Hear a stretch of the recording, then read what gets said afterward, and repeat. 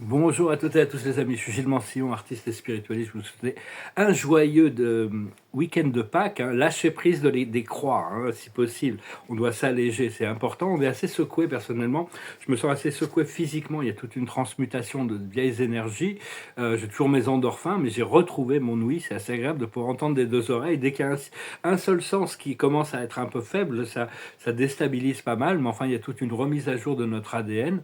Et puis, il y a beaucoup de gens qui pourraient, on pourrait être tenté de demander une fin de cette incarnation pour se réincarner 200 ans dans le futur sur une terre paradisiaque, dans la cinquième dimension. Mais enfin bon, euh, c'est vraiment, moi je sais que bon, c'est pas vraiment ce que mon âme a prévu, donc j'ai encore du travail à faire ici, beaucoup de manifestations à manifester.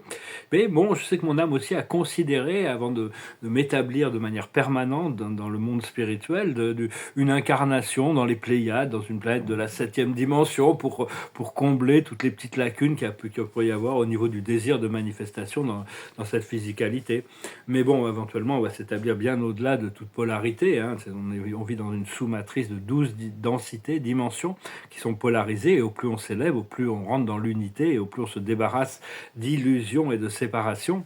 Donc en réalité, ce qui est important, je pense que c'est éventuellement, c'est comprendre cet Akash. L'Akash, c'est là où c'est une sorte de librairie où il y a vraiment toutes nos expériences parallèles passées, toutes nos incarnations, mais il y a aussi tous nos contrats d'âme qui sont écrits là-bas. Donc c'est assez intéressant, c'est quelque chose qui se révèle, c'est quelque chose qui est dans chaque brin d'ADN, il y a un accès à notre Akash, c'est des mémoires qui se réveillent.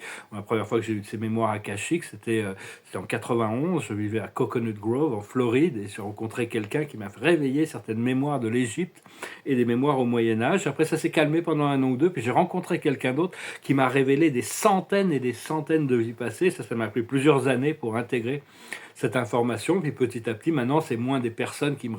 Ça m'arrive encore de rencontrer des personnes. L'esprit me dit, ah bah oui, tu as cette familiarité parce qu'on me montre une vie passée qu'on a pu avoir ensemble. Et donc, ça m'arrive encore. Mais enfin, c'est des choses qui se révèlent progressivement. Il n'y a que ce qui est cohérent qui se révèle. On n'a pas besoin de porter des fardeaux parce qu'on a vécu des trucs quand même assez lourds dans toutes ces vies passées aussi. Les pyramides d'Égypte sont la librairie akashique, les halls de la Menti, en dessous des pyramides. Il y a vraiment tous ces enregistrements akashiques et galactiques. Et il y a aussi des enregistrements akashiques dans toutes les dimensions supérieures. Et même au paradis, on m'a montré, c'est une sorte de structure, un édifice sur la périphérie du paradis. Toutes les planètes du monde de l'espace ont une sorte de temple, un shrine. On m'a pas permis de rentrer, mais je me suis trouvé devant l'entrée. Il y avait quelque chose assez stupéfiant que je peux voir à l'entrée, qui reste assez mystérieux. Mais donc tout cet Akash, c'est des choses qui vont se révéler parce on a quand même cet accès dans notre ADN et donc il faut pas être surpris. Des fois, on rencontre des gens qui sont très familiers ou moins familiers, mais qui nous révèlent quand même des connexions d'âme de plus en plus, hein, on doit pouvoir laisser tous les gens libres, mais on a besoin quand même, on aimerait bien qu'ils remplissent leur contrat d'âme et qu'ils s'alignent avec le plan divin, hein, de toute manière. Enfin, je suis quand même assez curieux par rapport à certains contrats que j'ai passés au niveau de l'âme, hein. Des fois, j'ai l'impression qu'on m'a mis des missions impossibles, et donc, mais enfin, d'un point de vue, c'est parce que peut-être j'ai pas encore toutes les informations. Là, l'esprit m'a annoncé la fin des galères, la liberté et le paradis, hein, donc on va voir comment les choses se développent. Et mais bon, mon âme s'accroche toujours à des potentiels qui me paraissent assez improbables, mais bon, il y a quand même, on me dit en réalité, c'est des certitudes, c'est pas juste des improbabilités, mais bon, c'est pas toujours évident parce que bon, le, le- les conditions du monde physique ne sont pas, elles peuvent changer, ce qui fait que les choses vont devenir possibles à partir de là. Et donc, enfin, je suis très pressé, mais j'aimerais bien voir cette planète libérée, hein. J'aimerais bien voir tous les êtres, tous les animaux, les humains, que tous les humains puissent se sentir libres, en paix, chez eux, sur cette planète, hein. Il y a encore énormément de gens qui souffrent. Bien sûr, il y a 1% de la population qui vit un peu au-dessus de tout ça, mais ouais, il y a quand même 90% de la population qui galère encore sur cette planète, et c'est pas normal, hein. Enfin bon, je fais qu'exprimer des idées ici. J'aimerais bien, je pense que c'est un peu notre mission ici d'initier depuis l'intérieur ce procédé de libération hein, qui va venir. Et on doit se libérer déjà nous-mêmes. Je vous remercie de ne pas oublier de partager, de commenter. Je vous remercie de ne pas oublier de souscrire pour vos likes. Je vous remercie infiniment pour vos dons. C'est très gentil, ça m'aide énormément encore. Le- la carte de la journée, c'est le pourquoi. Hein. Il y a beaucoup, c'est cette Akash. Tout est écrit dans l'Akash en réalité. On a toutes les informations, toutes les relations. Il y a toujours quelque chose à apprendre de toutes les choses. On doit apprendre à pardonner, on doit apprendre à se libérer, on doit apprendre à. Et il y a beaucoup d'informations qui viennent du monde, qui viennent du soleil, qui sont des codes de la cinquième dimension des codes solaires hein, qui viennent activer ces parties dormantes de notre ADN qui est connecté à notre source divine, qui sont des attributs divins. Donc c'est parce que le but, c'est de pouvoir posséder une conscience christique de manière permanente et constante, être tout le temps dans cette énergie du Christ. Appelez Michael, appelez Joshua, Sananda, peu importe comment vous l'appelez, Jésus, Yoshua, enfin bon, peu importe comment on l'appelle. Vous pouvez l'appeler, c'est un maître ascensionné qui est vraiment un guide. Il sert de modèle un peu pour tous les autres. Sa vie était un peu un modèle de réalité pour tout l'univers local. Et quand il y a des vieilles douleurs qui sortent, il faut penser que c'est vraiment là pour nous aider avec cette guérison, qu'il y a une guérison qui est en train de se passer. Hein. Et, et des fois, ça peut pas être bizarre. Moi, ça m'est arrivé de passer par des moments un peu bizarres où j'ai aucun désir d'expérience sur la Terre, comme si le monde physique n'avait plus rien à m'apporter. Bon, en réalité, il y a toutes sortes de programmes qui vont réinitialiser ce corps des désirs et l'inspiration et tout ça. Mais des fois, mais bon, c'est un bon signe dans un sens parce que ça peut sembler un peu bizarre de plus avoir de désir d'expérience, mais dans le monde physique. Mais enfin, c'est la réalisation de la divinité intérieure et l'acceptation que, que, que, que les manifestations et ce qui doit se présente au bon moment de toute manière. Hein. Donc c'est un peu lâcher prise des nécessités de l'ego de contrôler ou de toutes ces choses. Et ah bah tiens, j'ai remélangé, hein, donc tant pis. Ouais. Une autre carte de la journée, c'est le vent du changement. La sagesse, c'est laisser les choses venir qui viennent naturellement, le yin, le divin féminin. Ce qu'il faut comprendre, c'est la paix. On va faire la paix dans notre esprit et avec les autres âmes.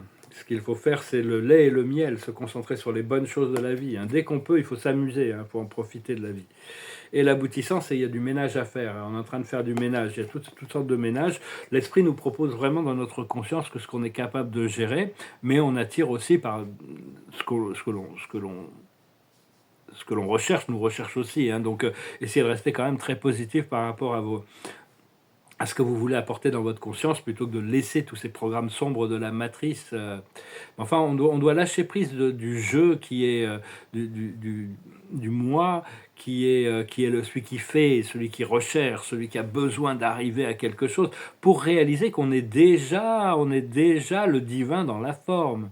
Et donc plutôt que d'être tout le temps à la nécessité de progresser ou d'avancer ou quoi, c'est juste le laisser se dérouler, le laisser venir, parce que des fois quand on cherche quelque chose, il y a la force opposée qui vient, alors dès qu'on lâche prise, ça y est, hop, on est re-soutenu par l'univers, c'est un jeu assez subtil, une sorte de danse, hein.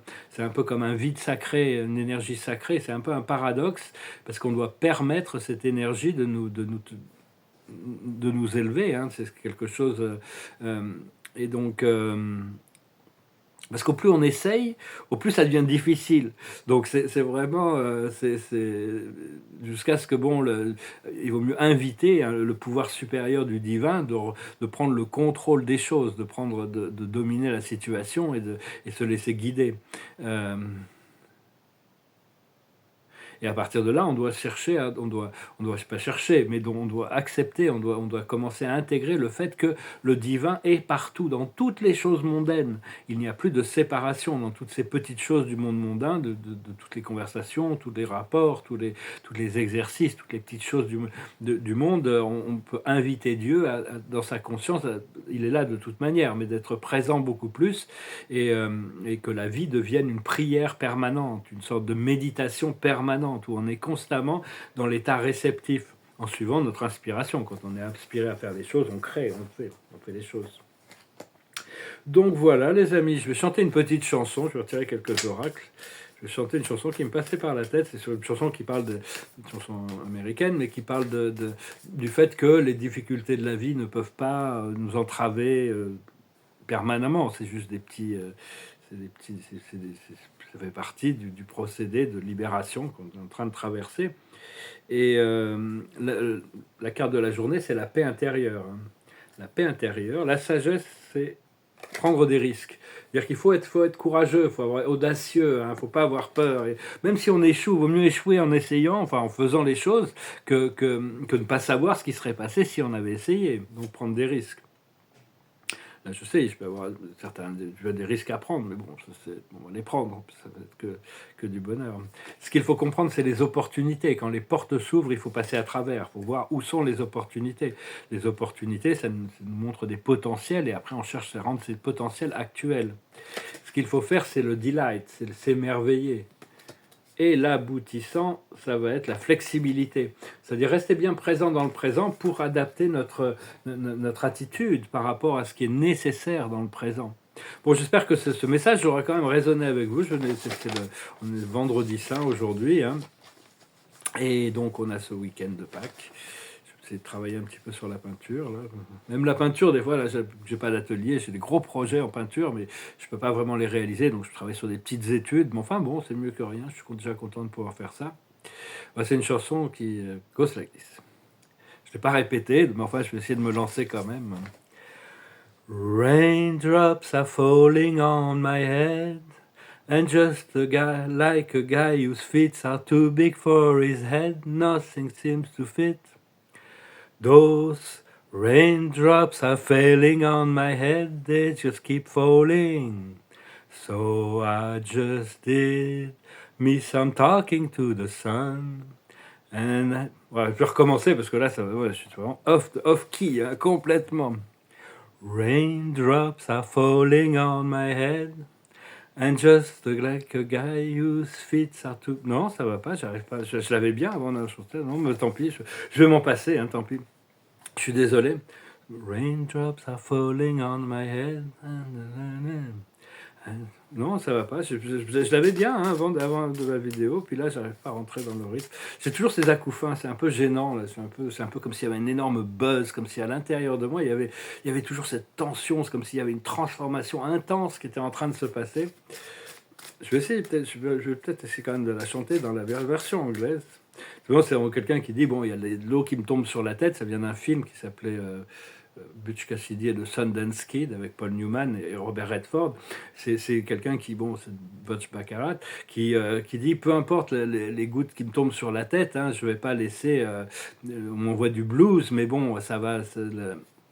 Le bonheur va me retrouver hein, de toute manière et puis bon c'est pas en pleurant qu'on fait arrêter la pluie donc c'est pas la peine de s'acharner sur les problèmes. Je suis désolé, j'ai pas pu chanter aujourd'hui.